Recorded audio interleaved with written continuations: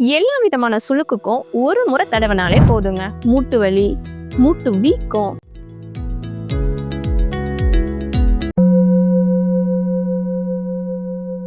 எல்லாருக்கும் வணக்கம். நான் உங்க டாக்டர் இனியா பிரியதர்ஷினி. இன்னைக்கு எல்லாருக்கும் பரவலா இருக்க ஒரு தொந்தரவு அப்படின்னு பார்த்தோம்னா மூட்டு வலி தாங்க. ஏன்னா வயதானவங்களுக்கு மட்டும் இல்ல, சின்ன வயசுலயே இப்ப மூட்டு வலி வர்றது, அதாவது 20-25 வயசுல எல்லாம் மூட்டு வலி வர்றதை பார்க்க முடியுது. இந்த மாதிரி சின்ன வயசுல வர்றதுக்கு காரணம் என்ன அப்படின்னு பார்த்தோம்னா ஸ்ட்ரெஸ்ஸும் சத்தற்ற உணவும் தாங்க. வயதானவங்களுக்குன்னு பார்த்தோம் அப்படின்னா மூட்டுகள்ல தேய்மானம் ஏற்பட்டு வர்ற மூட்டு வலி, இது இல்லாம அந்த மூட்டுகள்ல சைனோவியல் ஃப்ளூயிட் வந்துட்டு குறையறதுனால ஏற்படுற மூட்டு வலி, அடிபடுறதுனால ஏற்படுற மூட்டு வலி, இது எல்லாத்தையும் தாண்டி எல்லா வயதினருக்கும் வரக்கூடிய வாதத்தினால வர்ற மூட்டு வலி. வாதம் எப்படி மூட்டு வலியை உருவாக்குது அப்படின்னா, நம்ம உடம்புல தேவையில்லாத வாயு, அதாவது கேஸ் என்ன பண்ணுது அப்படின்னா அந்த மூட்டுகள்ல போய் தங்கி மூட்டு வலியை உருவாக்குது. இது ஏன் போய் மூட்டுகள்ல தங்குது அப்படின்னு பார்த்தோம்னா, அதிகமா வேலை செஞ்சு இந்த மூட்டுகளை அசைச்சிட்டே இருப்பாங்க.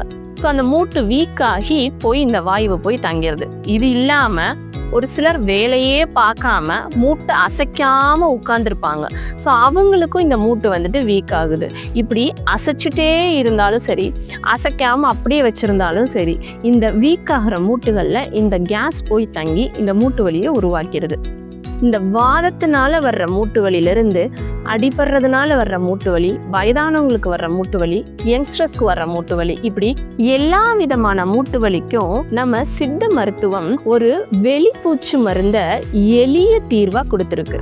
இந்த வெளிப்பூச்சு பத்து பொடியை நம்ம எப்படி செய்யலாம், அதை எப்படி பயன்படுத்தலாம் அப்படின்னு பார்க்கலாம். இந்த பத்து பொடி செய்யறதுக்கு ஃபர்ஸ்ட் புத்து மண் எடுத்துக்கணுங்க. புத்து மண் கிடைக்கல அப்படின்னா கரம்ப மண், நம்ம கம்மாய்கள்ல கிடைக்கக்கூடிய கரம்ப மண், இந்த ரெண்டு மண்ல ஏதோ ஒண்ணு 250 கிராம் எடுத்துக்கிறோம். இது கூடவே சுக்குத்தூளும் கருஞ்சீரகமும் 20 கிராம் 20 கிராம் எடுத்துக்கிறோம். காவிக்கல், கருப்பு கொள்ளு ரெண்டும் 50-50 கிராம் எடுத்துக்கிறோம். இந்த 5 பொருட்களையும் வெயில்ல காய வச்சு அரைச்சு சலிச்சு எடுத்து வச்சுக்கலாம்.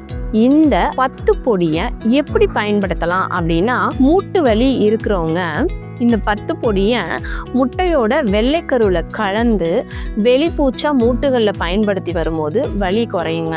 இது இல்லாமல் மூட்டுகளில் நீர் தேங்கி அதனால வீக்கத்தோட வலி இருக்கும். இந்த மாதிரி நீர் இருக்கிற மூட்டு வலி இருக்கிறவங்க என்ன பண்ணணும் அப்படின்னா, தண்ணியில இந்த 10 பொடியை குழைச்சு அந்த இடத்துல மேல் பூச்சா பயன்படுத்தி வரலாம். மூட்டு வலிக்கு மட்டும் இல்ல, நம்ம உடம்புல ஏற்படக்கூடிய எல்லா விதமான தசை பிடிப்பும் சுளுக்குக்கும் இந்த 10 பொடியை தண்ணியில கலந்து நம்ம பயன்படுத்தி வரலாம். எல்லா விதமான சுளுக்கும் ஒரு முறை இந்த 10 பொடியை பயன்படுத்தினாலே சரியாயிருங்க. ஆனா இந்த கணுக்கால்ல ஏற்படக்கூடிய சுளுக்கு அவ்வளோ ஈஸியா போகவே போகாதுங்க. அதோடைய வலி வந்துட்டு குறையவே குறையாது. அப்படி கணுக்கால்ல ஏற்படுற சுளுக்குக்கு கூட நமக்கு ஒரே முறையில இந்த 10 பொடி பலனளிக்குங்க. இப்படி சுளுக்கு, மூட்டு வலி இது ரெண்டுக்கும் இந்த 10 பொடியை பயன்படுத்தி பலன் எப்படி இருக்கு அப்படின்றத கமெண்ட் பண்ணுங்க.